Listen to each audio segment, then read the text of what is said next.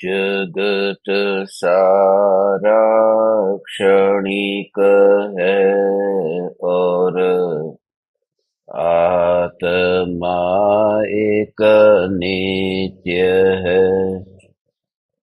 आत्मा का अनुभव बस एकमात्र नित्य है।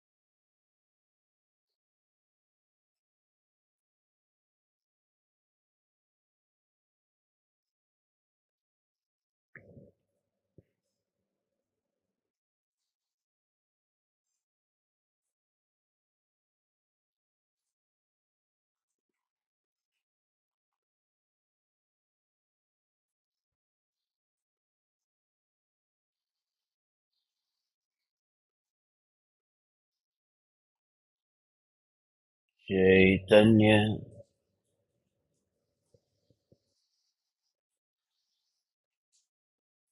चैतन्य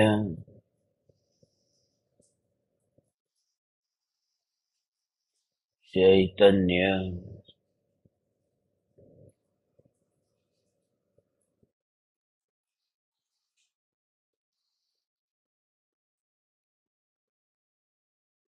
चैतन्य स्वभावी भगवान आत्मा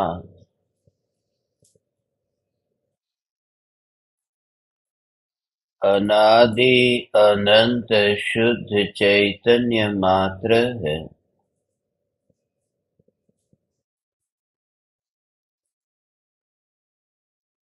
ज्ञान मात्र है।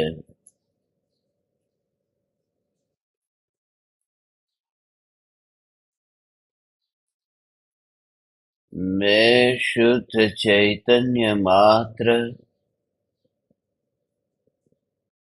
ज्ञान मात्र भगवान आत्मा हूँ।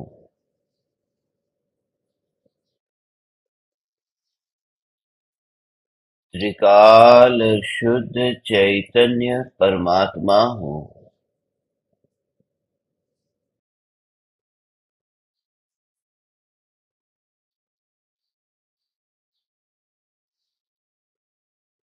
अनंत गुणाधिपति एक न्यायक देव हूँ।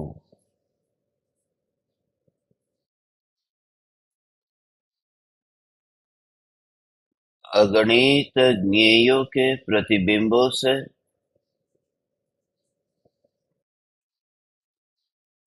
अप्रभावित ज्ञान पर्यायों में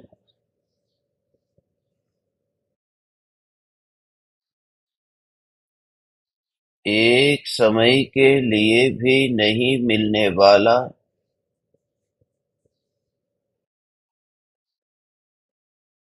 एक समय के लिए भी नहीं सिकुड़ने वाला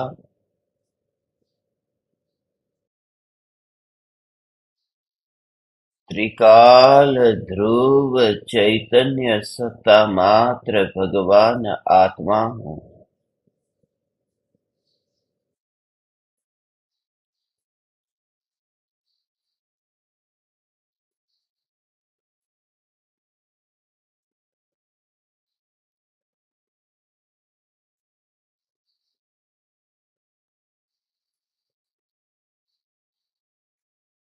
अनंत पर्यायों में अनंत काल के लिए निर्विकल्प अनुभूति के काल में निराकुल अव्याबाध आनंद का वेदन होने पर भी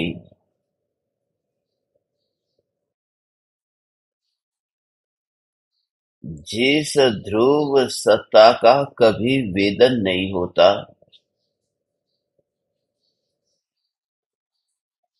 जो कुटस्थ सत्ता स्वरूप ज्ञायक देव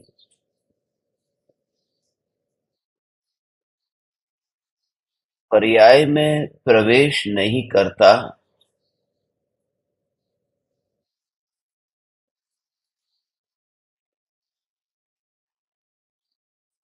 जो सदा ही छुपा था, छुपा है और छुपा रहेगा,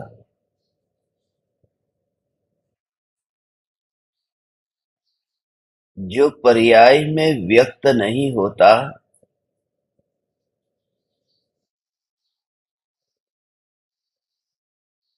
वह वाणी में व्यक्त कैसे हो सकता है? जिस पर्याय में स्वसंवेदन प्रत्यक्ष आनंद का अनुभव हो रहा है, अनुभूति के फल में प्रकट होता आनंद जिसकी कोई तुलना नहीं है,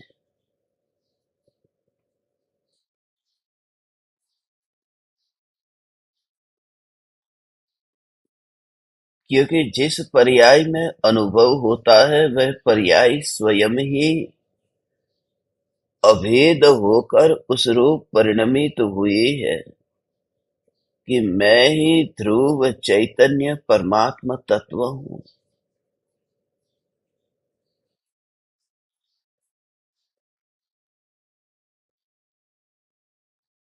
पर्याय तो पर्याय है, पर्याय द्रव्य नहीं है, पर्याय एक समय के है, द्रव्य नित्य है, पर्याय का जन्म मरण है,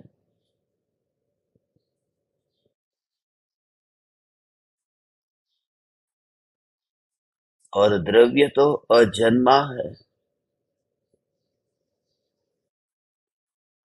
वेदन जो पर्याय में होता है, स्वीकार पर्याय में होता है कि मैं ध्रुव चैतन्य सत्ता स्वरूप भगवान आत्मा, मैं ध्रुव चैतन्य सत्ता स्वरूप भगवान आत्मा। पर्याय पर्याय होने पर भी वह पर्याय को तो स्वयं को यह मानना चाहिए था कि मैं पर्याय हूँ,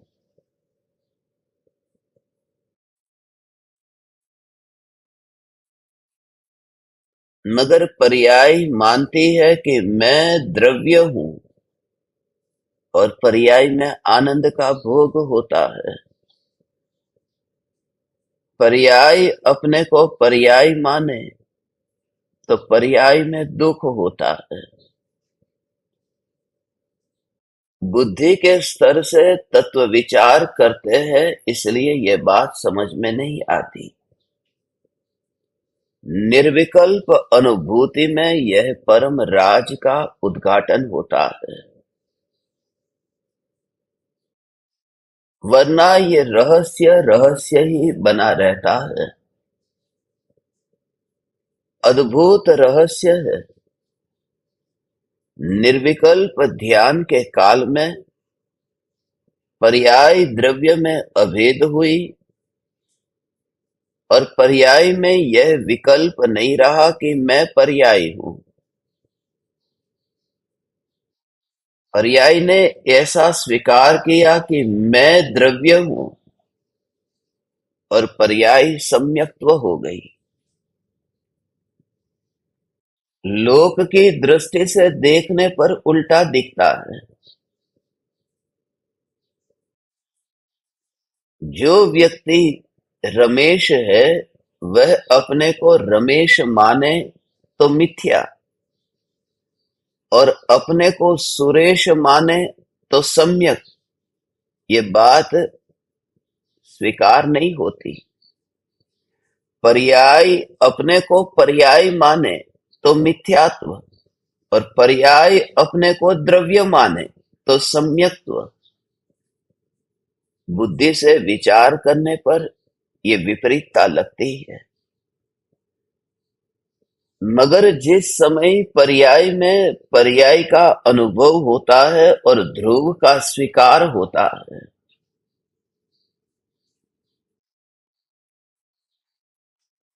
वह भाव रहस्यमयी है। पर्याय और द्रव्य, इन दोनों के बीच में न्यारापन है। मगर यह न्यारापन ऐसा नहीं है जैसे द्रव्य का परद्रव्य से न्यारापन है। यह न्यारापन वस्तुतः न्यारापन नहीं है। यह न्यारापन स्वभावतः न्यारापन है।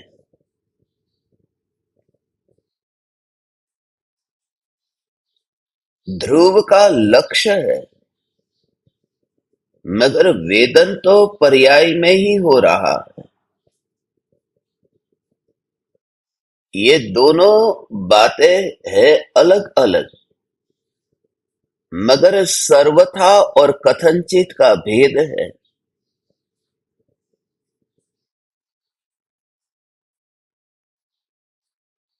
आत्मा से ये देह न्यारा है, देह दूर है, और पर्याय से भी आत्मा न्यारा है, ये पर्याय दूर है। मगर जो पर्याय द्रव्य से दूर है, उस दूरी में सर्वथा दूरी नहीं है। सागर है वह सागर जहाज से अलग है, और सागर तरंगों से भी अलग है। सागर जहाज से सर्वथा अलग है, मगर सागर तरंगों से कथनचित अलग है,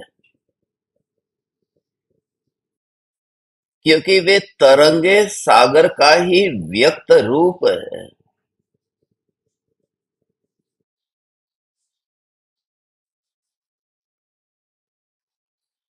इसलिए जहाज सागर में डूब जाए तो आश्चर्य होता है, खबर फैल जाती है, समाचार बन जाता है कि जहाज सागर में समा गया।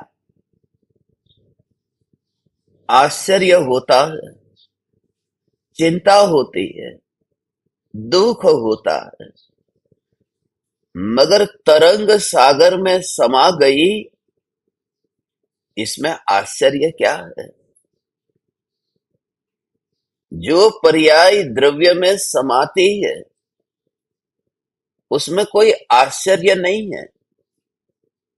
स्वभाव दोनों का अलग अलग है। सागर सागर है, तरंग तरंग है, मगर सागर में तरंग का मिलना और सागर में कुछ भी न बढ़ना, उतना ही सागर रहना, ये स्वभाव का फासला है। और स्वभाव का फासला होने से वस्तु से अलग करना नहीं था, वस्तु में सिर्फ दृष्टि ही बदलनी थी।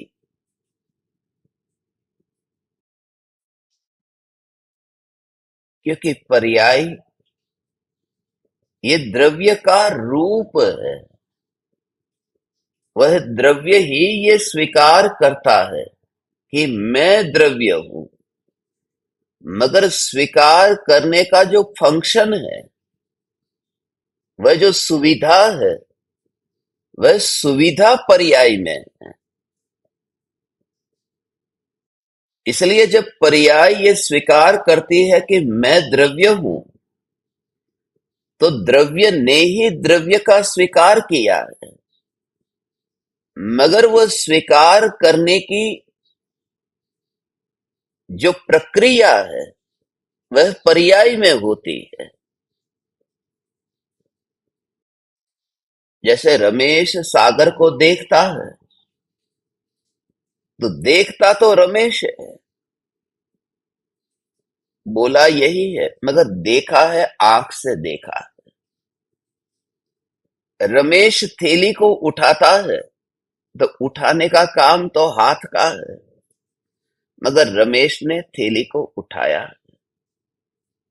रमेश चल रहा है, अब वहां पर कोई आंख थोड़ी चल रही है, नाक थोड़ी चल रहा है, पैर चल रहे हैं, मगर चलने का जो कार्य है, वो पैरों में है। तो द्रव्य ही द्रव्य को जानता है, मगर जानने की जो प्रोसेस है, वह पर्याय में होती है। इसलिए पर्याय ने द्रव्य में अपनापन करके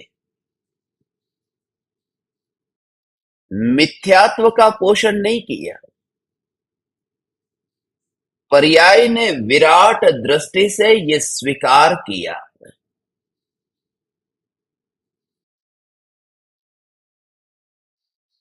वह कार्य पर्याय में ही हुआ है, मगर द्रव्य का ही वह कार्य है, इसलिए निर्विकल्प अनुभूति में, जहां अनंत गुणों का अभेद रूप है, जो द्रव्य कार्य रूप परिणमित होता नहीं है, और जिस पर्याय में कार्य होता है, तो वह पर्याय को द्रव्य से अलग देखना, मगर अलग वस्तुतः अलग नहीं देखना है, स्वभावतः अलग देखना है।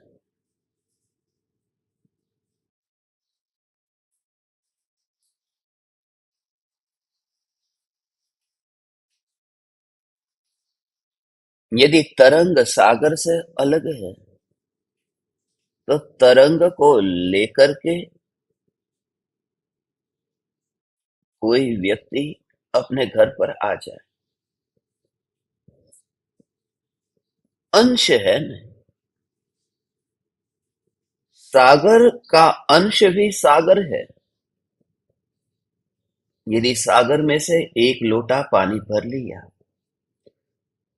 और उस पानी को लेकर घर पर आए, तो सागर घर पर आ गया। सागर का अंश घर पर आया, तो सागर घर पर नहीं आया। इसलिए घर पर नहीं आया क्योंकि उस लोटे के अंदर वो तरंगों का पागलपन नहीं।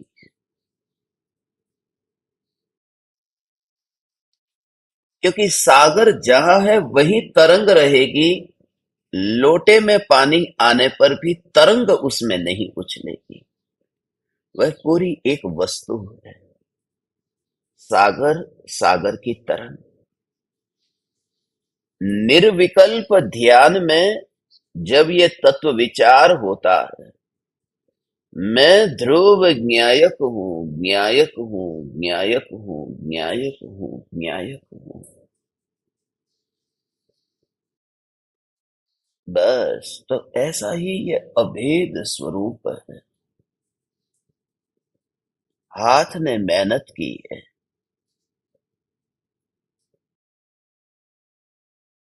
मेहनत हाथ ने की, वस्तु को उठाया, ढोया, इतनी मेहनत की, और जीव ने कोई मेहनत नहीं की। चुपचाप सेठ का माल हाथ में उठा करके गोदाम से लाता था, ले जाता था। पूरी मेहनत की। जीभ ने कोई मेहनत नहीं की, मगर उसके फल में जो रसगुल्ला खरीदा और खाया वह जीभ ने खाया। हाथ ने कुछ खाया ही नहीं। हाथ के हाथ में तो रसगुल्ले को उठाने तक का ही अधिकार मिला, और पूरी मेहनत हाथ की, और जीभ ने कुछ भी नहीं किया। इस तरह से हाथ और जीभ के बीच में लड़ाई मत कराना, क्योंकि ये एक ही शरीर है। फंक्शन अलग अलग है, हाथ का, जीभ का, आंख का। ये एक ही द्रव्य है। इस द्रव्य का ही ये परिणमन है, जो जानना जानना जानना जानना जानना ये हो रहा है।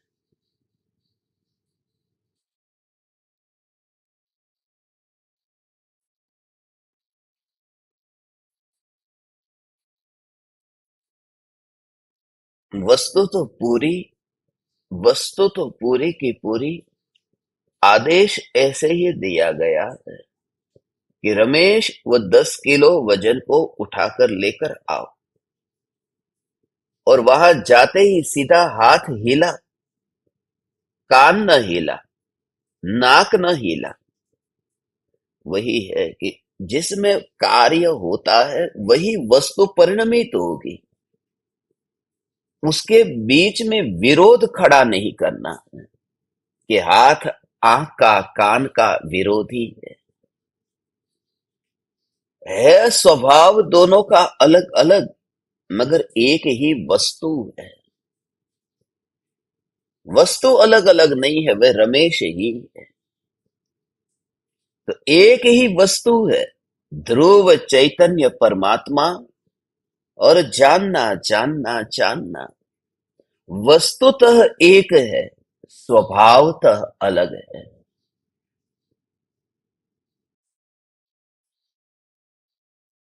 होना एक का है, कार्य दोनों अलग अलग है। दोनों की प्रकृति अलग अलग है। इसलिए तत्व विचार के दौरान अंदर लड़ाई नहीं करना। पर्याय अपने को पर्याय मान ले तो वह गलत होगा।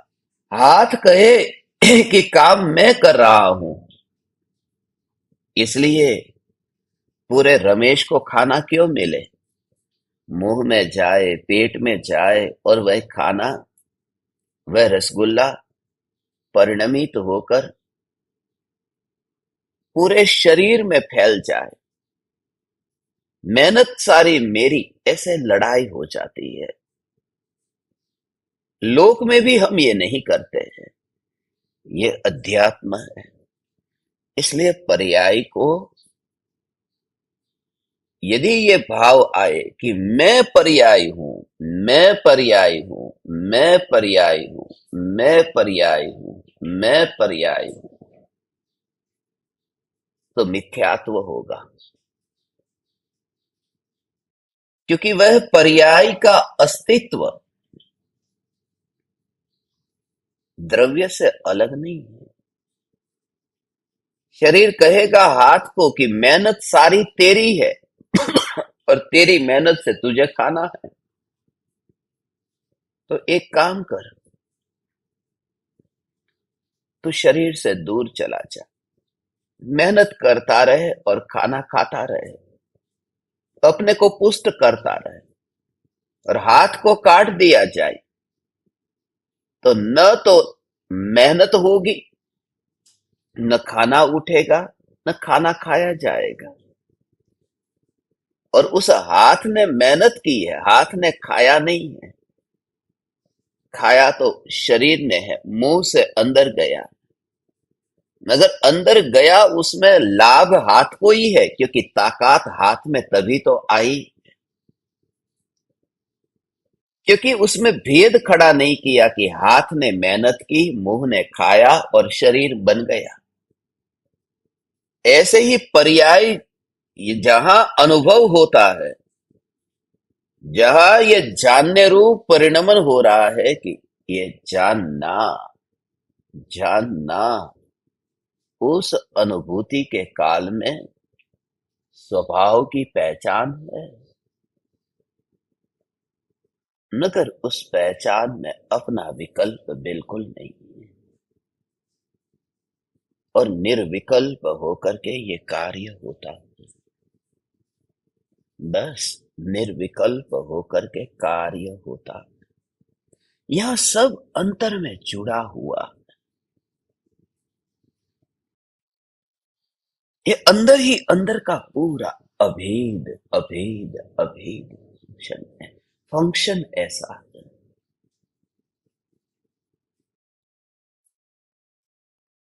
अब चेहरा गंदा हुआ है, शरीर गंदा हुआ है, पैर गंदे हुए हैं, सिर गंदा हुआ है। बेचारे हाथ को कितना काम करना, साबुन हाथ में उठाना और सबको एक एक अंग को धोना। हाथ कहेगा कि मैं क्यों धोऊं आंखों को, आंख गंदी हुई है, मैं वहां आंखों को धोने क्यों जाऊं।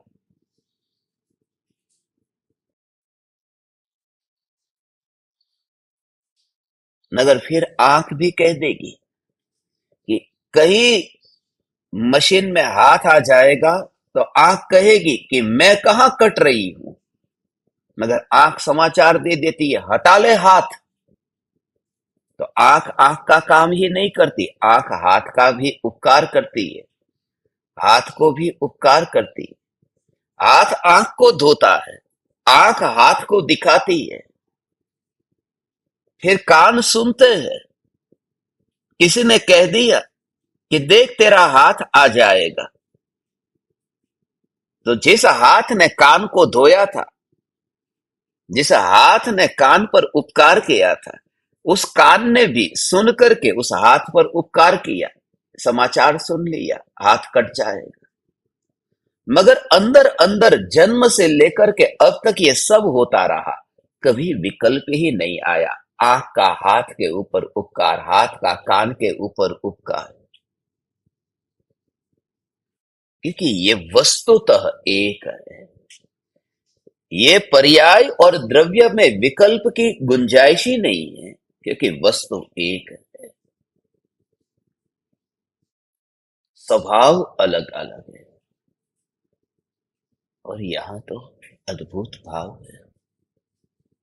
आंख आकाश के अलग प्रदेश पर है, कान अलग प्रदेश पर है, और ये सारे के सारे बस अनंत अनंत अनंत अनंत परमाणुओं का पिंड है, जो बैर बिखेर हो जाएगा। हाथ कट करके अलग हो जाएगा, कान कट करके अलग हो जाएगा, मगर आत्मा में जो जानना हो रहा है, आत्मा में जो आनंद का निराकुल वेदन हो रहा है, वेदन है, अंदर ही अंदर में कार्य है, मगर विकल्प बिल्कुल भी नहीं है। आत्मा में आनंद का वेदन हुआ ने आनंद को भोगा, उस आनंद को भोगा, उसको जानने का कार्य ज्ञान ने किया। तो ज्ञान ये नहीं कहता कि भोग रहा है तू आनंद और मैं जान रहा हूं, जान करके मुझे लाभ क्या है, क्योंकि जानने का डिपार्टमेंट ज्ञान का ही है। आनंद को भोगा जा रहा है यह भी ज्ञान जानता है, और ज्ञान जान करके भी अलिप्त रहता है, उसको आनंद भोगता है। आनंद आनंद का कार्य करता है। ज्ञान ज्ञान का कार्य करता है। और श्रद्धा कहती है न तो मैं जानती हूं, न तो मैं भोगती हूं, मगर श्रद्धा का कार्य है कि मैं ध्रुव ध्रुव ध्रुव। वह श्रद्धा का फंक्शन है। और ऐसे सभी गुणों का अपना अपना कार्य है। श्रद्धा ये नहीं कहती कि मैं श्रद्धा हूं तो मैं अपने को ही जानूंगी। श्रद्धा कहती है कि यह ज्ञान स्वरूप जो भगवान आत्मा, यह मैं हूं। श्रद्धा पूरी की पूरी सत्ता को देखती।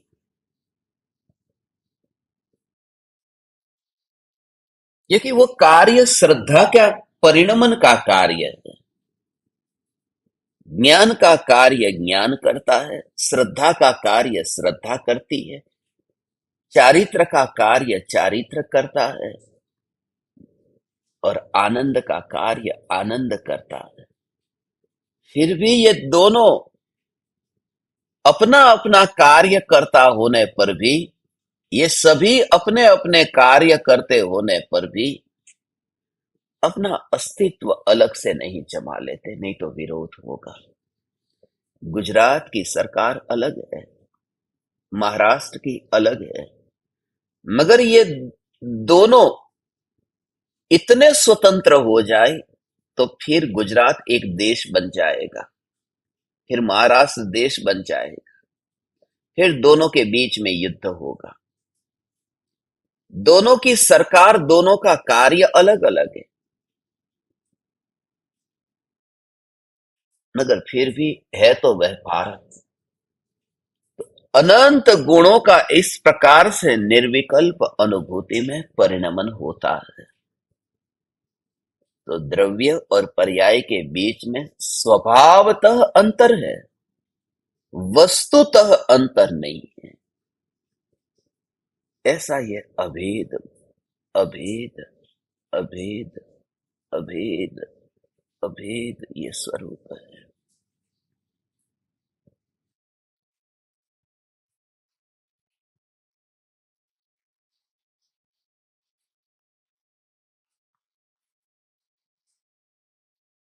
और सागर को कोई फर्क नहीं पड़ता है भगवान, कोई भी फर्क नहीं पड़ा। पर्याय द्रव्य में आई, समा गई।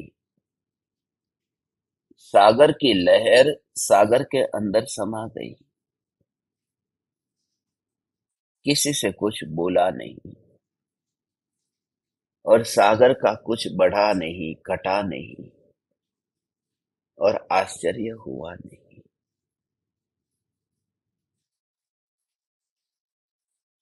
यह पूरी तरह से पर्याय का द्रव्य में समा जाना हुआ। परिचय नहीं रहता, बस ये परिचय ही नहीं रहता, परिचय नहीं रहता। वो पूरा का पूरा वस्तु स्वरूप ये जो है ना, यही मैं, विकल्प ही नहीं आता, यही मैं, यही मैं। इस सिद्धांत को समझ लेना। यूनिटी, अभेद अभेद अभेद, पूरी तरह से यही सत्ता मात्र भगवान आत्मा, यही मैं। फिर कार्य पर जोर ही नहीं जाता। पूरा जो वेदन होगा, जहां होगा वह पर्याय में होगा, मगर उसका भाव कैसा होगा तुम्हें मालूम है? हे चैतन्य परमात्मा, रास्ते से जा रहा है, किसी ने तुम्हारा परिचय पूछा, किसी ने पूछा कि तुम्हारा परिचय पत्र कहाँ है, आधार कार्ड दिखाओ, पासपोर्ट दिखाओ। तुमने अपनी जेब में से आधार कार्ड निकाल करके उसे दिखाया। जैसे ही तुमने दिखाया, दिखाने का काम हाथ ने किया, कौन हो तुम? तो तुमने तुरंत ही, मैं रमेश, ये जो दिखाया, हाथ से ये प्रक्रिया हुई ना, मगर ऑफिसर के सामने जब ये दिखाया जा रहा है, उस समय हाथ का विकल्प नहीं आता है ना। कौन हो तुम? तो पूरा जो एग्जिस्टेंस, ये पूरा शरीर, अकेला मुर्दा नहीं, अकेला आत्मा नहीं, ये दोनों एक साथ में अभी, ये जिंदा जीता हुआ ये रमेश। और कोई सोचना एक पल के लिए ये विचार ना आया कि हाथ परिचय दिखा रहा है, ये प्रक्रिया हो रही है हाथ की। मगर जोर की बात है, जोर में भेद खड़ा नहीं होता है कि हाथ ये परिचय दिखा रहा है, परिचय दे रहा है। मगर भाव की बात है, हाथ ने आधार कार्ड दिखाया, जीभ ने नाम बोल दिया। मगर जीभ कहती है तब भी पूरा शरीर, हाथ दिखाता है तब भी पूरा शरीर। कार्य जहां होता है वहां वस्तु को, पूरी की पूरी वस्तु को ग्रहण किया जाता है, और बिना भेद के भाव के तब ध्यान घटित होता है। तब ध्यान में विरोध नहीं लगता, तब समा जाना होता है।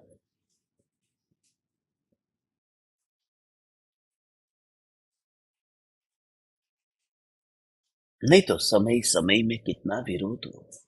इस समय की पर्याय उत्पन्न हुई, मर गई, उत्पन्न हुई, मर गई। और द्रव्य उत्पन्न नहीं होता, मरता नहीं, उत्पन्न नहीं होता, मरता नहीं, पर्याय उत्पन्न होती है, मरती है। तो ये विरोध विरोध विरोध होते होते आनंद आएगा कहाँ? सत्य यह है कि कार्य पर्याय में होता रहता है, वहां विरोध नहीं है, विरोध है ही नहीं। हाथ ने आधार कार्ड दिखाया और कह दिया कि मैं रमेश, उसमें विरोध नहीं है, क्योंकि जिसमें वह शक्ति थी वही तो कार्य करेगा। बोलने की शक्ति जीभ में थी, दिखाने की शक्ति हाथ में थी। तो पर्याय में ही वह शक्ति है जहां वेदन होता है, जहां अपनापन होता है। और पर्याय में ही वह शक्ति है जो व्यक्त होती है। द्रव्य में व्यक्त की शक्ति नहीं है, इसलिए वो व्यक्त जो है, वह द्रव्य जिस शक्ति में व्यक्त होता है उसी का नाम तो पर्याय है। वो द्रव्य ही व्यक्त हो रहा है, उसी का नाम पर्याय है। वह रमेश ही है जो हाथ है। वह सिर्फ इतना है कि वो हाथ मात्र रमेश नहीं है, और भी बहुत कुछ है।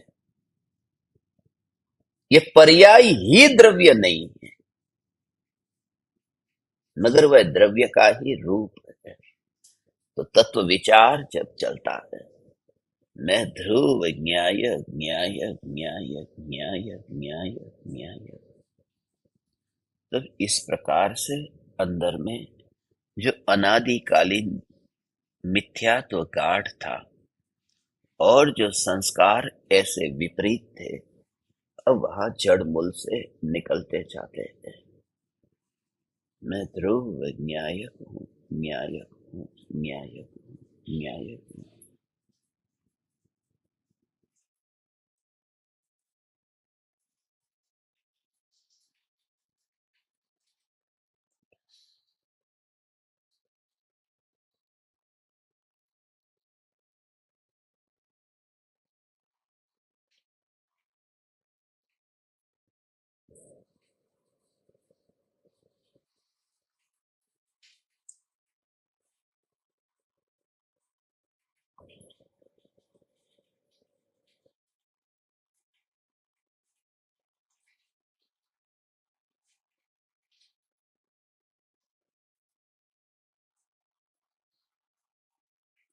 अब जब विचार करते हैं कि मैं ध्रुव न्यायक देव, मैं ध्रुव न्यायक देव, मैं ध्रुव न्यायक देव, तो उस पर्याय में भाव तैयार होता है, क्योंकि वो पर्याय का ही कार्य है, वो पर्याय में ही होगा। द्रव्य में वह शक्ति ही नहीं है कि द्रव्य में वह कार्य हो, पर्याय में ही होगा। इसलिए दोनों के बीच में 36 का आंकड़ा मत समझना कि द्रव्य अलग और पर्याय अलग, ये वस्तु एक ही है। तरंग और सागर के बीच में लड़ाई नहीं करना,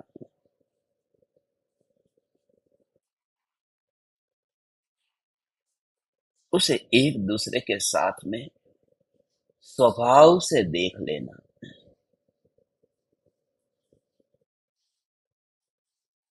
तो जो प्रति समय ज्ञान की जानने की पर्याय जो व्यक्त हो रही है, तभी तो द्रव्य का दर्शन होगा।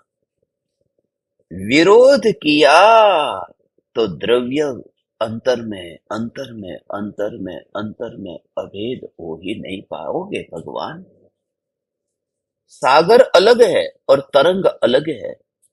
यदि तरंग का विरोध किया, सागर की शत्रु मान ली तरंग को,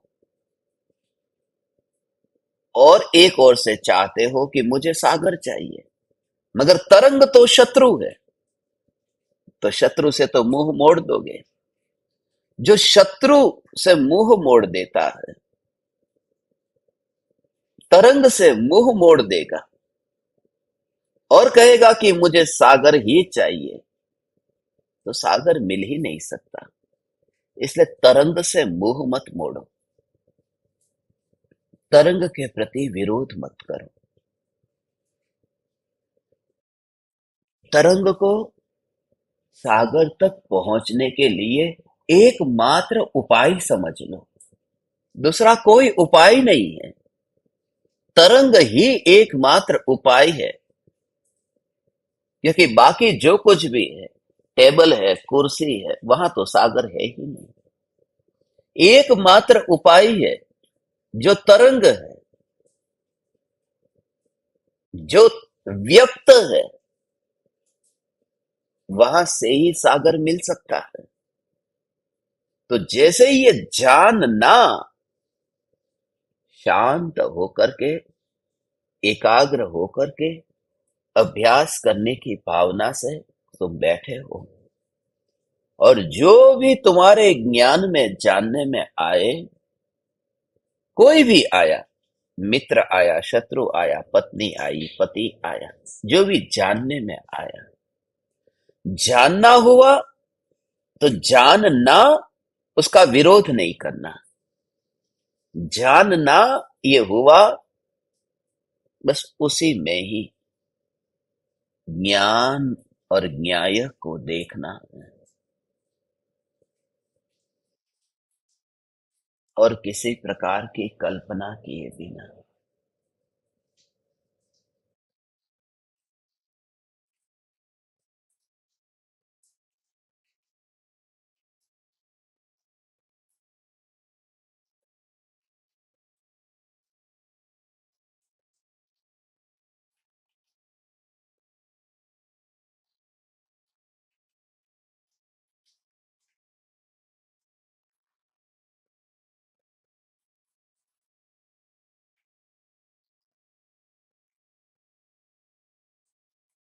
तो अंदर ही अंदर में you will literally feel it,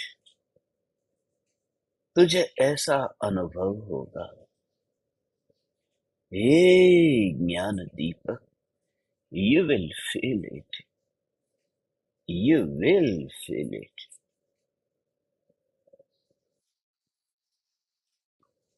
कोई रिएक्शन नहीं है, धन्यता का अनुभव करना है। ऐसा धन्यता का अनुभव करना है, उसी में ही ज्ञान ऐसा समा जाता है, अंतर में ही समा जाता है। आकाश में उड़ रहे थे कौवे, और कौवे का प्रतिबिंब पड़ा सागर की तरंग पर। सागर और तरंग शत्रु नहीं है, ये समझ लिया है।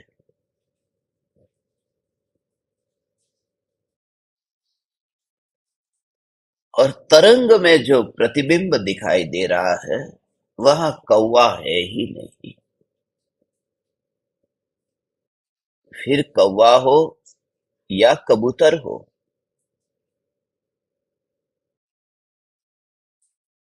दोनों में कहीं नहीं है, कोई भी नहीं है।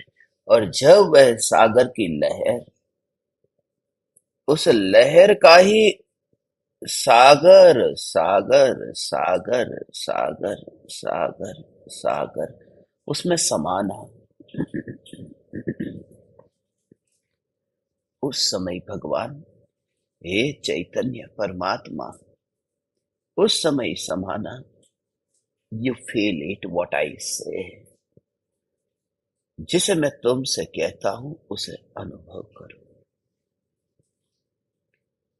जो ज्ञान की व्यक्त व्यक्त अवस्था है, जिस अवस्था में वह कौवा प्रतिबिंबित हुआ है, उस समय के लिए सुबह जो हुआ था वो भी उसमें दिखाई नहीं देता।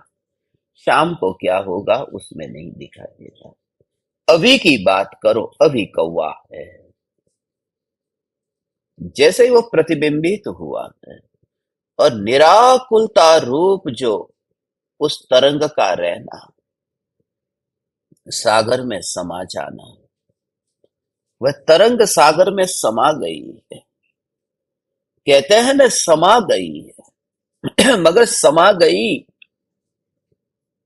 मगर जिस समय वह उछली थी उस समय भी तो वह सागर ही थी, समा कहाँ गई। उस समय सागर से थोड़ी 10-15 किलोमीटर दूर गई और फिर समा गई, ऐसा कुछ नहीं है। उस समय वह कौवे के पास में पहुंच गई और फिर वह सागर में समा गई, ऐसी बात नहीं है। जिस समय उछली कहते हैं उस समय भी वह तरंग सागर है, कौवा नहीं है। और यही निर्विकल्प ज्ञान है। जिस समय कौवा हो या कबूतर हो, द्वेष का प्रतीक कौवा हो, राग का प्रतीक, प्रेम का प्रतीक कबूतर हो, जिस समय ये भाव उत्पन्न होता है द्वेष या राग का, और वह ज्ञान में जब जानने में आता है, तब उसी ज्ञान को ही अंदर में मोड़ दे, ऐसा नहीं कहता। उस समय उस ज्ञान में ही, वह ज्ञान जो उछल रहा है, वो उछलता होने पर भी वह भगवान आत्मा ही है। वह ज्ञान ही आत्मा है। तरंग उछली है और जब अंदर बैठेगी तब वह सागर नहीं होगी। उछलते समय भी वह सागर का ही रूप है, सागर ही है। ऐसा वहां ज्ञान की प्रतिपल उठती जो तरंग है, ये जानना वही आत्मा, तुरंत आत्मा, आत्मा, आत्मा, आत्मा। तो जानना जानना होता है। फिर पक्षी उड़ के चले जाते हैं, कभी कौवे कभी कबूतर। और अंतर में यही सागर की ऐसी अंतर में अंतर में ही अंतर में ये जानन तारा का अंदर में समाता समाता समाता समाता यही है। And that is the nature of self-realization. Self-realization is completely untouched. Self-realization is completely unaffected. छुआ ही नहीं है कबूतर ने कौवे ने, और वह पानी ही है। So you don't need to bother. You just realize what you are, where you are.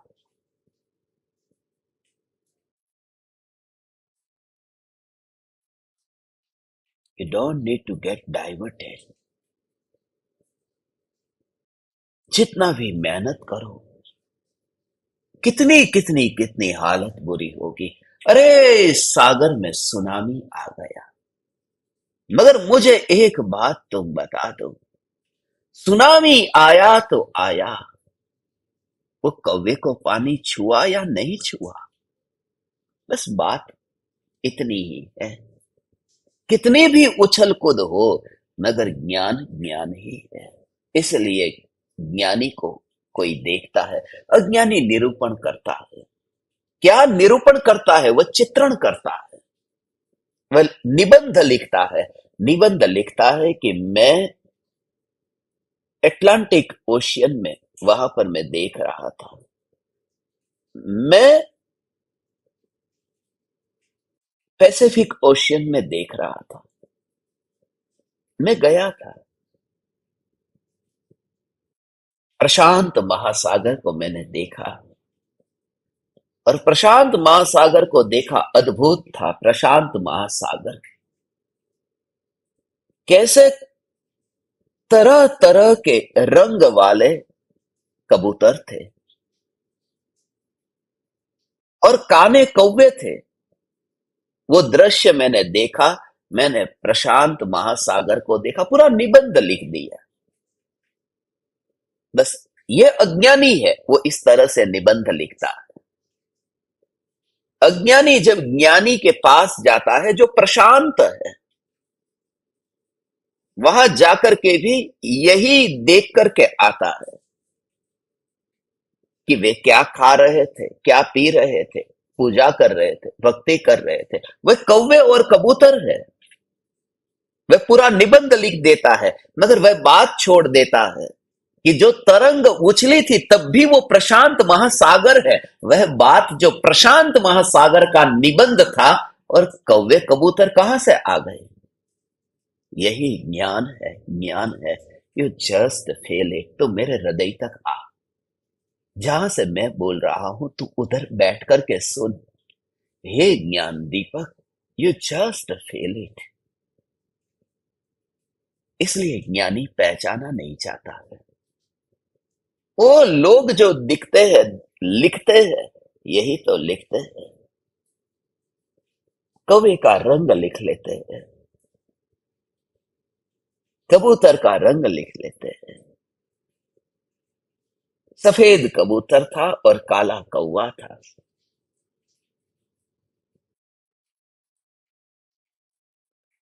हजारों कौवे थे, हजारों कबूतर थे, आते थे जाते थे, कतारबद्ध थे। कहीं तो मैंने देखा कि कबूतर फिर कौवा, फिर कबूतर, फिर कौवा। ये पूरा निबंध लिख दिया। मगर निबंध कौवे का लिखना है या कबूतर का? निबंध तो वो जो सागर की लहर उठी है, वो लहर का उठना, और उस समय लहर के काल में भी सागर से नाता न टूटना। समाई समाई तब तो कबूतर को लेकर के, कौवे को लेकर के नहीं समाई, मगर उछली थी। उस समय भी कौवे को नहीं छुई। बात वह है, जानना जब अंतर में ढल जाता है, जानना जब अंतर में ढल जाता है, तब तो विकार को लेकर के, पर को लेकर के अंदर जाता नहीं है। जानना जब अंदर में समा जाता है। मगर बात यह है कि जानना जब अंदर में नहीं समाया है, उस समय भी विकार को छुआ नहीं है। उछलती तरंग भी कौवे से अस्पर्शी ही रहती है, कबूतर से अस्पर्शी रहती है। इसलिए ज्ञानी को 24 घंटे निर्जरा ही निर्जरा है। मगर एकांत दृष्टि ये राज नहीं समझ पाता है, यह राज समझ ही नहीं पाता। That is the connection. You just feel it, you just feel it. You just realise it. यहां ज्ञान ही है, इसलिए देहधारी ज्ञानी होता ही नहीं है। ये तो देह की बात हो गई। मैं तो आपसे कहता हूं कबूतरधारी और कौवाधारी प्रशांत महासागर, ये बात जचती नहीं है। और इसका प्रमाण ये है क्योंकि उस प्रशांत महासागर में, उस पैसिफिक ओशियन में इस कौवे को आमंत्रण नहीं दिया, न बुलाया, न भगाया, और न ही उस कौवे को उड़ाया।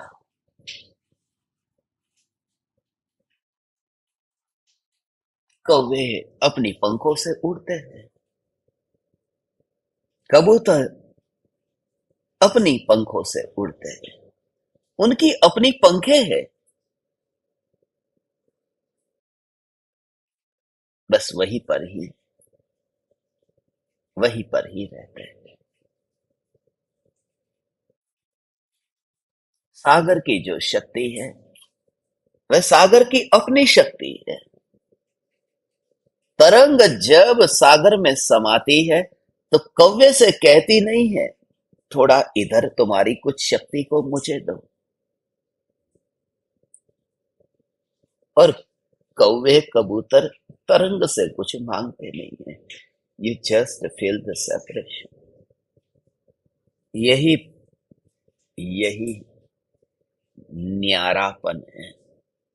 हे चैतन्य परमात्मा, यह ज्ञान ऐसा निर्मल है, यह ज्ञान की अनुभूति अद्भुत है। सिर्फ वाणी नहीं है, वहां वेदन है। वाणी तो है ही नहीं, वेदन है। बस ऐसा वेदन, इसी का अभ्यास आप ज्ञान दीपकों को निरंतर होता रहे, and you will feel you are completely untouched। और आप ये अनुभव करोगे कि आप सर्वथा अस्पर्शी हो। कोई फरियाद, कोई शिकायत, कुछ भी नहीं है। कोई अदालत की जरूरत नहीं है।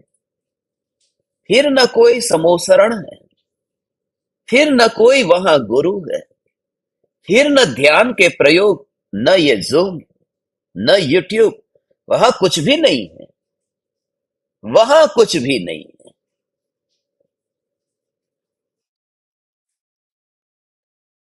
ये बात मुझे इसलिए स्मरण में आई क्योंकि अमेरिका के कैलिफोर्निया का जो पैसिफिक ओशियन है, बरसों तक मैंने वहां साधना की, और जब मैं उस प्रशांत महासागर को देखता, एक ओर से वह प्रशांत महासागर है, दूसरी ओर ही यूट्यूब का वहां पर ऑफिस है जहां यूट्यूब की खोज हुई थी।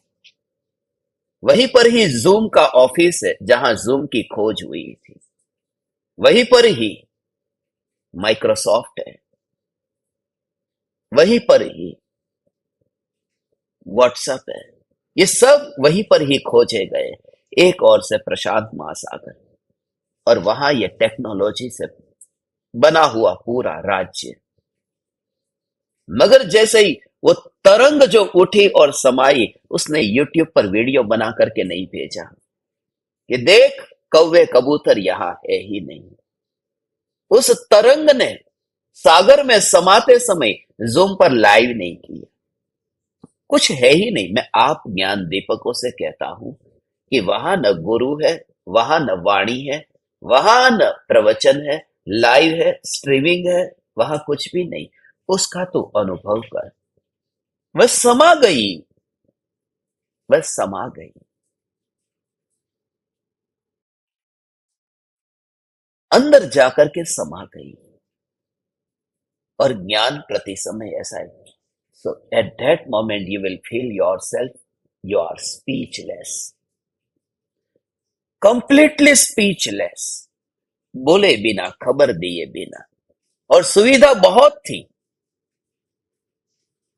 सागर और ये सॉफ्टवेयर पास में ही है, मगर कुछ भी उसने नहीं कहा। Literally you will feel it. हे परमात्मा, बस ये प्रति समय ज्ञान की अनुभूति तुम्हें हो ही रही है। वहां न गुरु रहता है, न परमात्मा रहता है। इसी भावना से मैंने आप परमात्माओं को ये दो बात कही कि तुम उसे अनुभव करो भगवान, कि कोई भी विकल्प ज्ञान अपने में लेता ही नहीं है, आता ही नहीं है।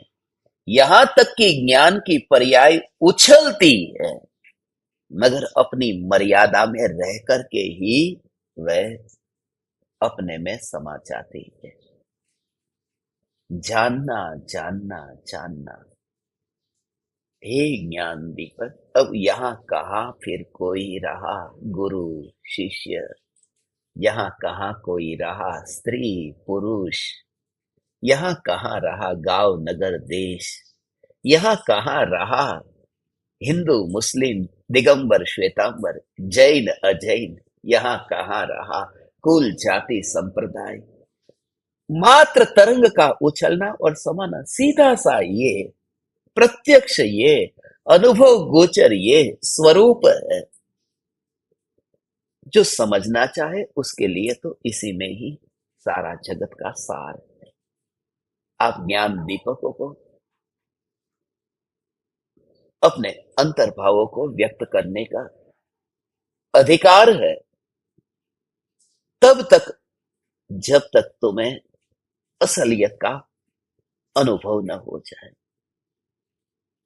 और जिस दिन अनुभव हुआ उस दिन से तुम स्पीचलेस हो जाओगे। ऐसा नहीं है कि गणधर नहीं बोलते हैं, मगर वे मौन में रहते हैं और वाणी बोलती रहती है। तुम्हारी भी ऐसी ही दशा प्रकट हो। ये गोल्डन मोमेंट्स है, ये जीवन की यादें बनने वाली है। तुम पूरी तरह से निचोड़ लो, पूरा का पूरा अनुभव करो। जिसे कुछ भी कहना है,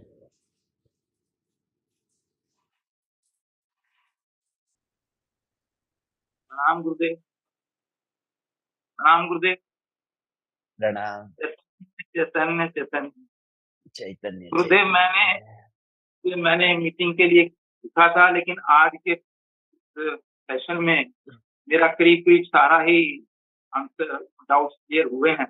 लेकिन जो मेरी अपनी समझ के हिसाब से मैं कुछ बताना चाहता हूँ, कहना चाहता हूँ, इसमें भी थोड़ी सी शंका है। गुरुदेव वो मैं कृपा आज्ञा दें। गुरुदेव, आपने बताया कि जो पर्याय है ये उसका अव्यक्त रूप है द्रव्य का, जो कि उसकी शक्ति उसमें उछलती है पर्याय में। तो मैं ये समझ, जो मेरी समझ है कि ये द्रव्य का ही एक समय का, जो एक समय ठहरती है पर्याय, एक समय के लिए ठहरती है, वो उसका रूप है। और ये असत्य रूप कहते हैं इसको, लेकिन ये एक समय का सत्य, उसका द्रव्य का एक समय का सत्य तो है ही है, क्योंकि एक समय तो ठहरती है। तो इसमें भी गुरुदेव आपने एक प्रोजन में बताया था, इसके 3 पार्ट, उत्पाद व्यय और भोग। अब उत्पाद का काम तो उत्पाद करना है, व्यय का काम व्यय करना है। जो ध्रुव है, क्या मैं मेरी समझ के हिसाब से वो एक समय ठहरता है और वही उसका एक रूप है। अगर हम ध्रुव्य, ध्रुव और ध्रुवता तीनों को अगर हम लें और मेरी दृष्टि जाती है और एकदम से मैं गुरुदेव इस तरह से जब चिंतन करता हूँ तो मैं जानन उसमें चला जाता हूँ और एकदम से ऐसा फील होता है कि जैसे कोई ना देह है और ना ना कोई विकल्प उठ रहा है। तीनों को जोड़ता हूँ जब मैं, क्योंकि है तो उसी का ही रूप। और ये जो भव्य जो तीसरा पार्ट है ऋषि में, उसको उसके साथ जोड़ के ध्रुव के साथ, और क्योंकि ये एक समय के साथ है, वो तो 43 साथ है, तो उसी हिसाब से गुरुदेव तो ऐसे धारा में चला जाता हूँ मैं, 2-2 घंटे ऐसे बैठ जाता हूँ और शरीर का पता नहीं चलता। एक तो ये। दूसरा गुरुदेव, मेरे को हालांकि बहुत अद्भुत सी चीज है, ये बात क्लियर है कि वो व्यक्त नहीं होता है ध्रुव, लेकिन जो सिद्ध भगवान हैं, जो इतनी शिखर पर पहुंच गए हैं, अशरीरी हो गए हैं, अव्ययवाद, जिनको कुछ करना ही नहीं है अब, वो भी गुरुदेव, उनको भी जो बड़ी अद्भुत सी बात है, उनको भी पर्याय का हेल्प लेना पड़ता है अपने आप को देखने के लिए। क्या ये बात सच है? गुरुदेव, आपको पर्याय में जाना पड़ता है, मतलब पर्याय के थ्रू ही अपने आप को देखते हैं, अपने आप को नहीं देख पाते। ये बस थोड़ा ये बातें हैं गुरुदेव, जो आप समाधान थोड़ा-सा करें, इसको थोड़ा और इलैबोरेट करके, आपकी हम्म, बहुत कृपा होगी। हम्म। ठीक।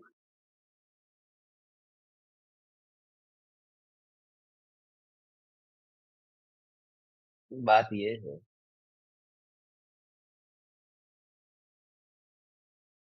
द्रव्य त्रिकाल सत है, पर्यायी क्षणिक सत है। जो पर्यायी में जो एक समय का सत है, वह एक समय का सत और एक है त्रिकाल सत। वस्तु तीनों काल में है, उत्पाद, व्यय और द्रव्य। तत्वार्थ सूत्र में ये सूत्र है, उत्पाद व्यय द्रव्यम युक्तम सत।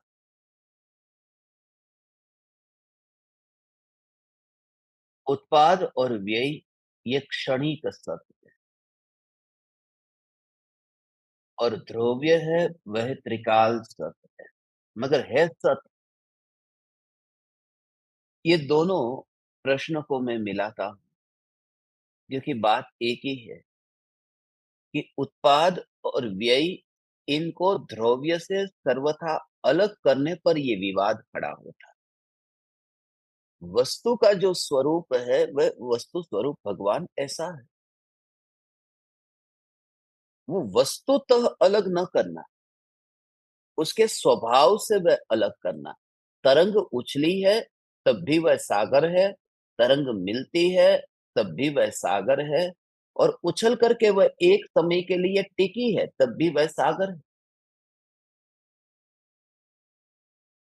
अब उसमें अलग अलग नहीं करना है कि सिद्ध भगवान है, वो सिद्ध भगवान को भी लोकालोक को जानने के लिए पर्याय का अवलंबन लेना पड़ता है, क्योंकि बिना पर्याय के जानेंगे कैसे।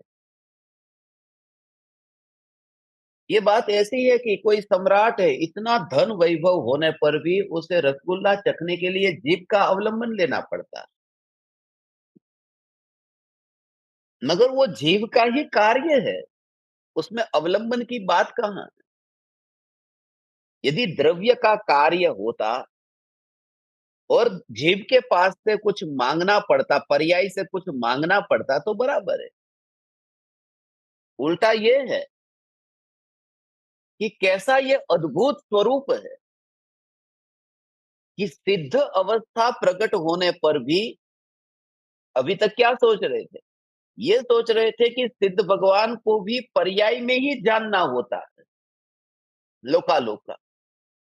मगर ये समझना है कि सिद्ध भगवान को केवल ज्ञान प्रकट हुआ, सिद्ध भगवान को केवल ज्ञान होने पर भी पर्याय में जो लोकालोक प्रतिबिंबित होता है, फिर भी जो ध्रुव सत्ता है, उस ध्रुव सत्ता का लक्ष्य ही नहीं छूटता। वे सिद्ध परमात्मा कितने महान हैं। हमारे ज्ञान में तो दो चार वस्तु जानने में आ जाए तो भगवान आत्मा भूल जाते हैं। मैंने एक समय सार को कंठस्थ कर लिया तो ध्रुव में भूल जाता हूं।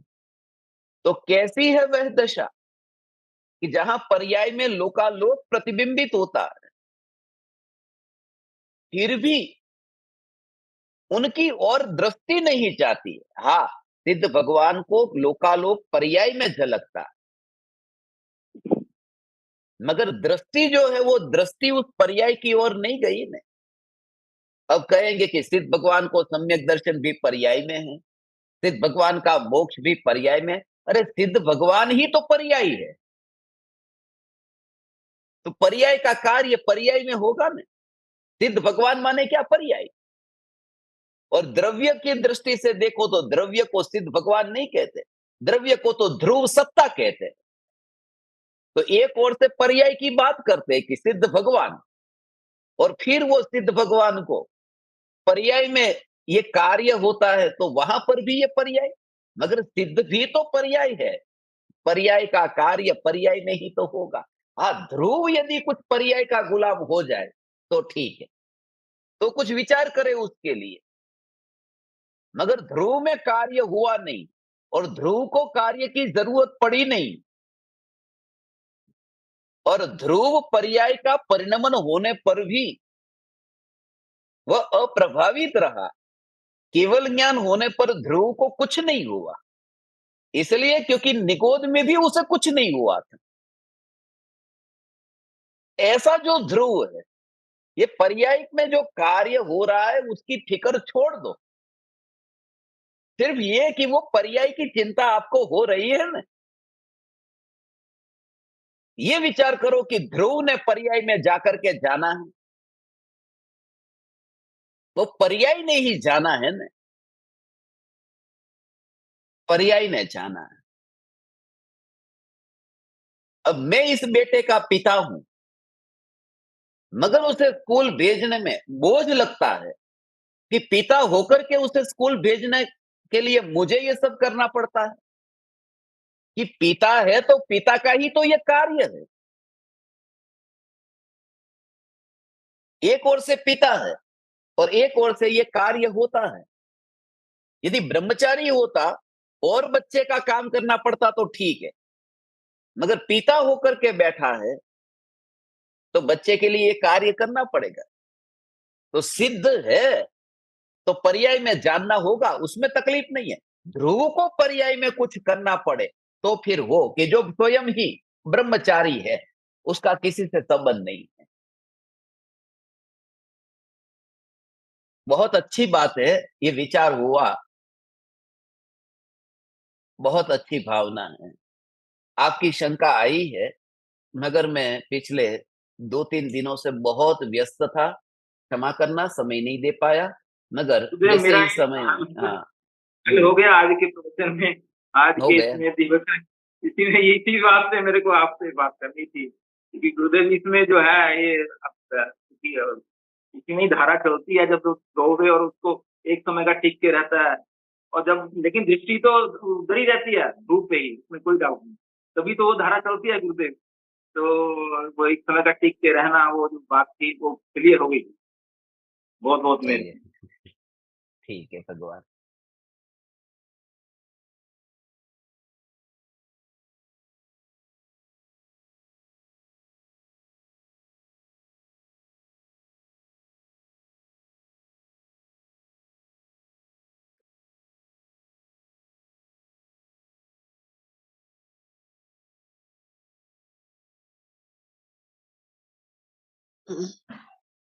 प्रणाम गुरुदेव।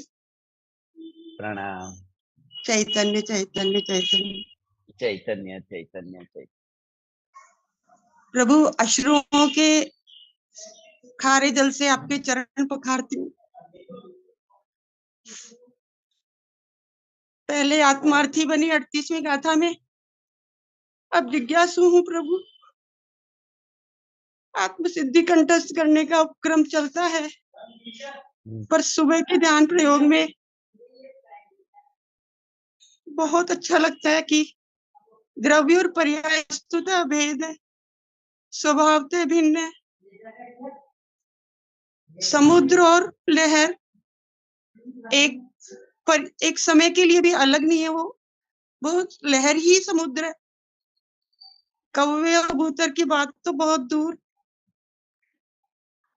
बस इसी समय में तद्रूप परिणमन करती हूँ प्रभु। आपका अनंत उपकार। बहुत अच्छा, प्रणाम आपको चैतन्य। विचार चला, बहुत अच्छा। प्रणाम चैतन्य चैतन्य चैतन्य।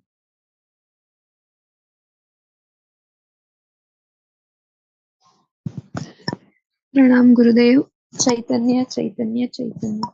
प्रणाम चैतन्य चैतन्य। एक तो आपने कल बताया था ना वो आत्मार्थी और जिज्ञासु का, वो थोड़ा डिफरेंस मुझे क्लियर करना है, मुझे नहीं समझ में आया दोनों का डिफरेंस। और दूसरी मेरी ये शंका है कि विनायक भाव के मतलब उसके हिसाब से कि समटाइम्स मुझे ये होता है कि मैं नायक हूँ, तो वो ऐसे विकल्प से चलता है कि मैं नायक हूँ, सेपरेशन फील नहीं कर पाती।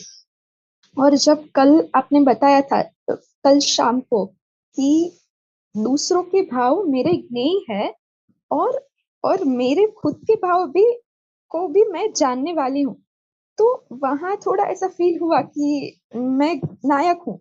मुझे सुबह ये विकल्प आया था कि मुझे ऐसे भाव क्यों नहीं आते जैसे सबको आते हैं। फिर शाम को उसका सोल्यूशन मिला कि दूसरों के भाव तो मेरे नहीं है, मेरे खुद के भाव भी मेरे नहीं है। तो तब वो थोड़ा फील हुआ। तो क्या ये ऐसा सुनते हैं कि अलग है इसकी वजह से ये है, मतलब ये अभी विकल्प से ही है, या फिर कुछ टाइम होता है कभी नहीं होता ऐसा? अब क्या करना चाहिए उसके लिए? ओके।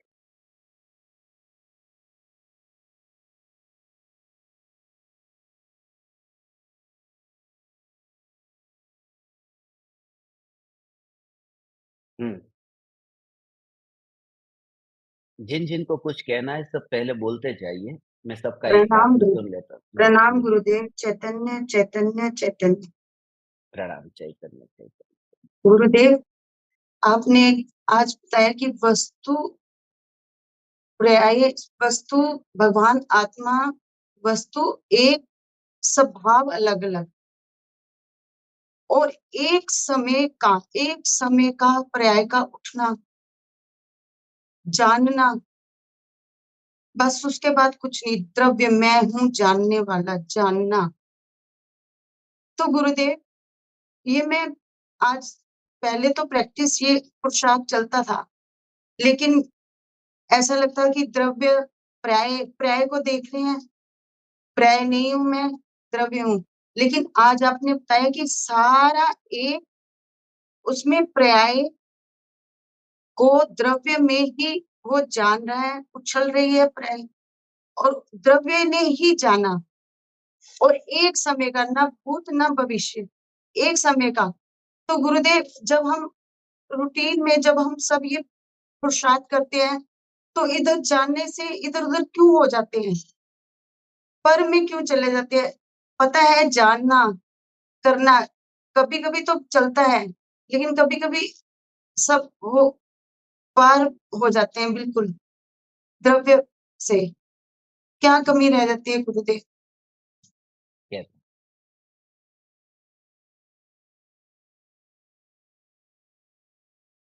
सभी अपने अपने भाव को तात्कालिक व्यक्त कर दे, समय अपना हो चुका प्रणाम गुरुदेव, आपने मारा दंडवत प्रणाम प्रभु।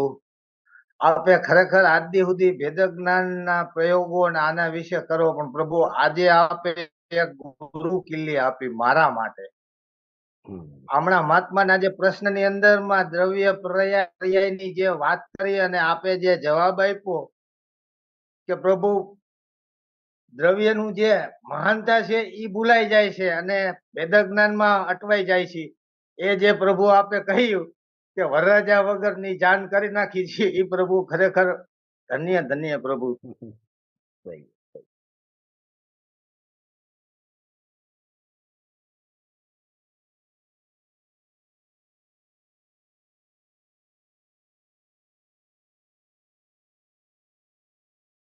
प्रणाम गुरुदेव। चैतन्य चैतन्य चैतन्य। प्रभु, आज आपने बहुत अद्भुत अपूर्व जानन जानन स्वभाव का जो आप रहस्य खोले हैं, बहुत बहुत कोटि कोटि वंदन। गुरुदेव, मेरे इसमें एक प्रश्न है। स्वभाव तो अलग है, वस्तु तो अलग नहीं है, तो उसका थोड़ा सा एक एग्जाम्पल सहित इसको थोड़ा सा, जबकि आपने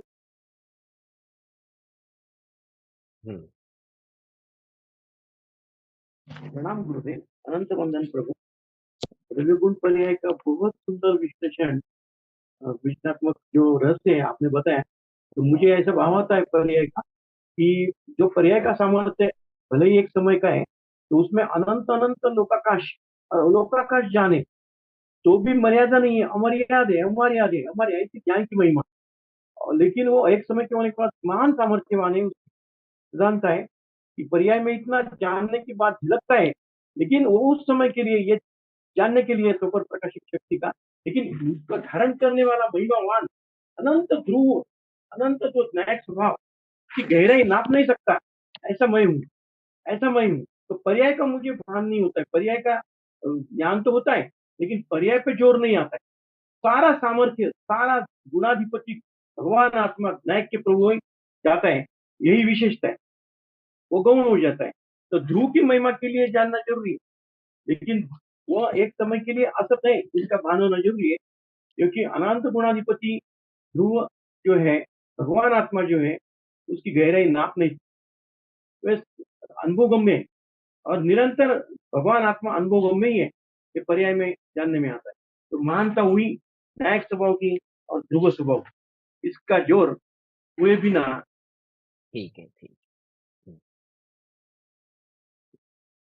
सभी की शंकाएं बहुत है, अभी समय पूरा हो गया है, खाली अंत में संक्षिप्त में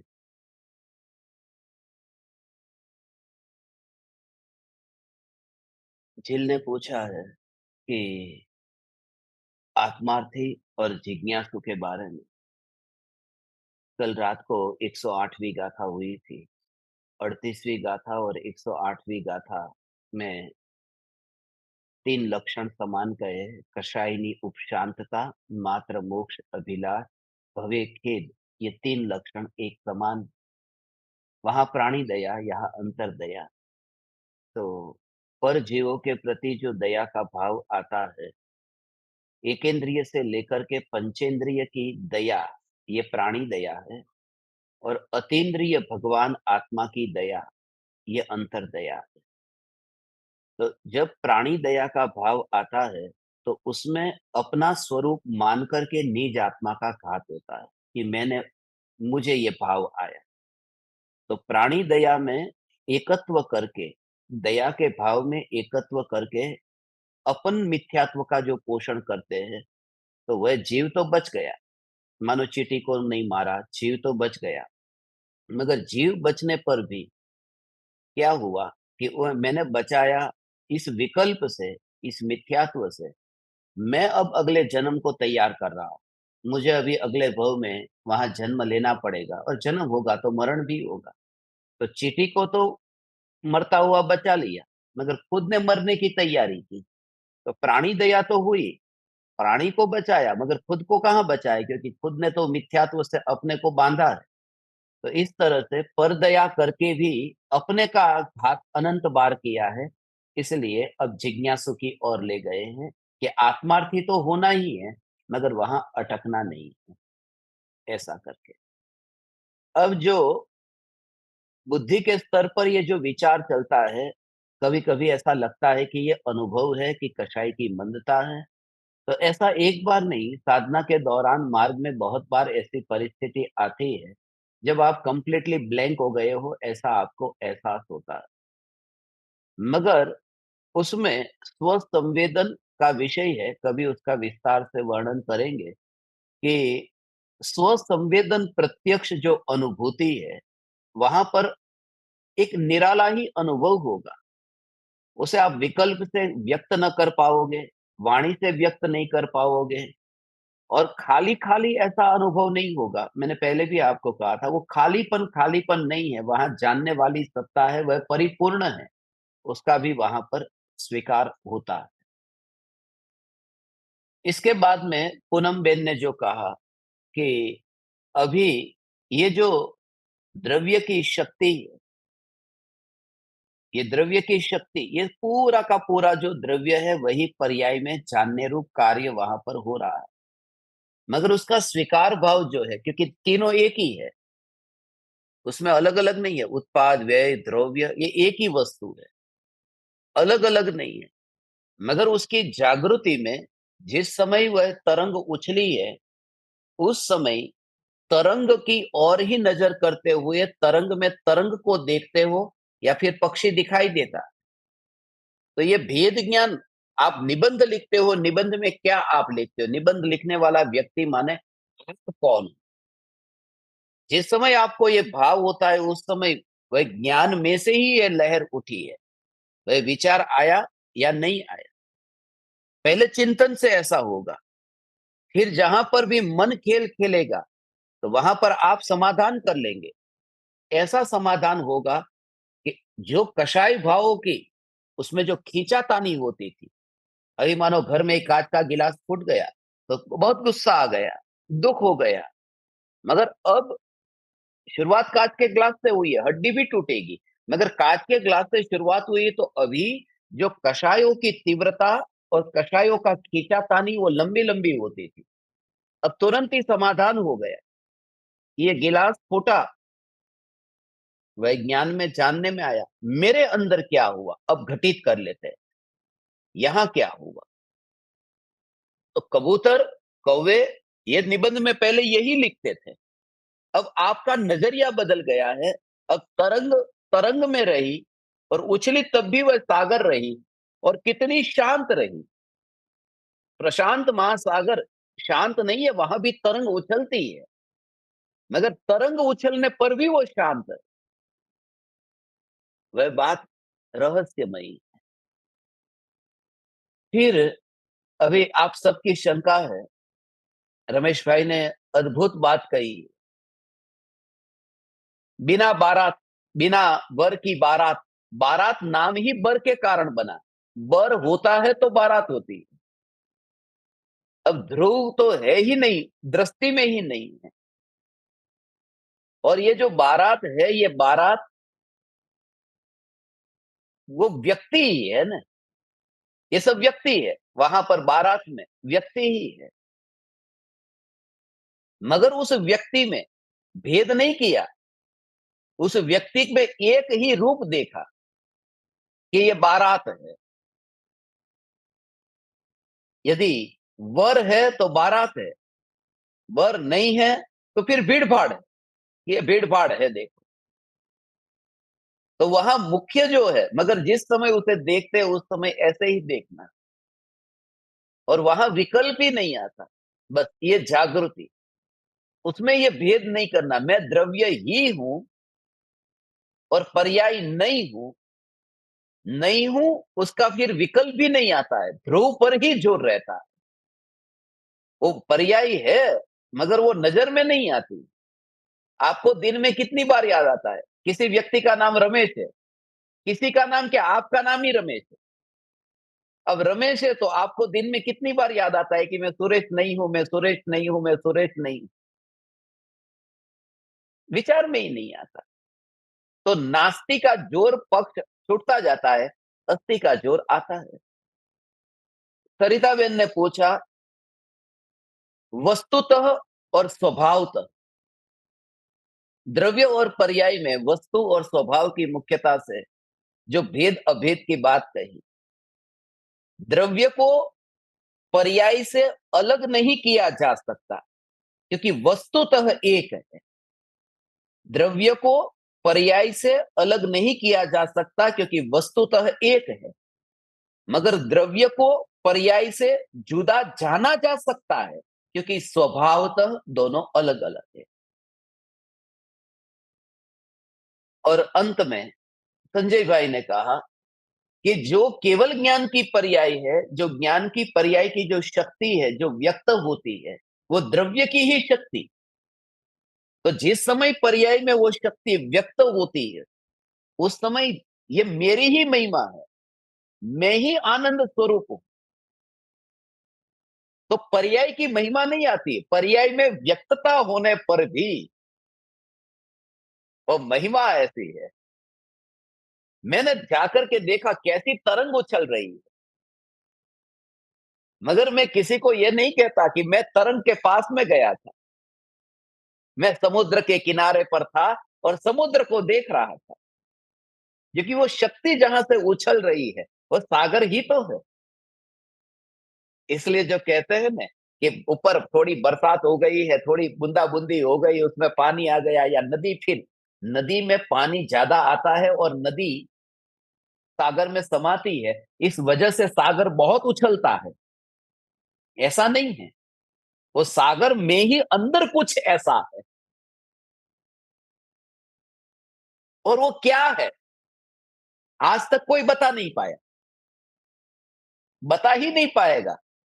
वो सागर कहता है मैं भी बता नहीं पाता, लेकिन जैसे ही मैं अपनी शक्ति को बाहर निकालता हूं तो तरंग ही निकलती है, सागर तो निकलता ही नहीं है। तो जो पर्याय व्यक्त होती है वहां भी द्रव्य नहीं निकलता है, तो वाणी में द्रव्य कहाँ निकलेगा? You just realise it, you just feel it.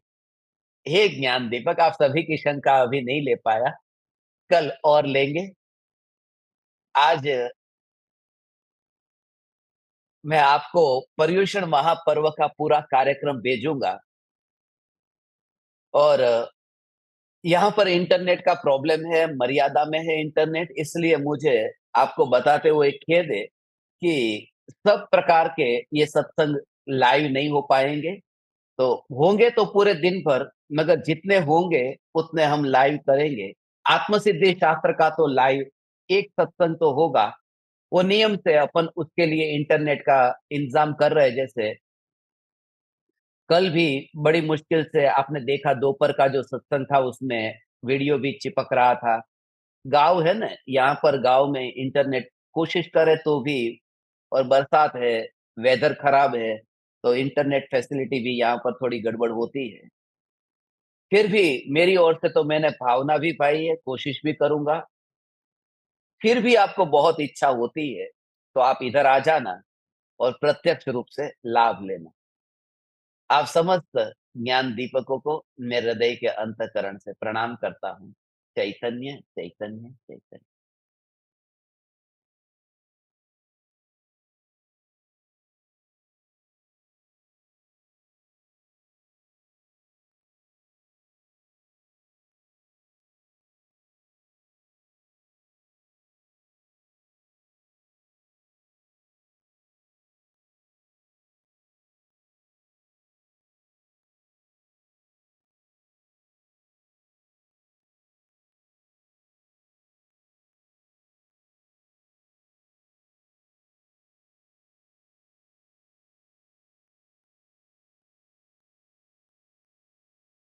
अहो अहो श्री सद्गुरु करुणा सिंधु अपार,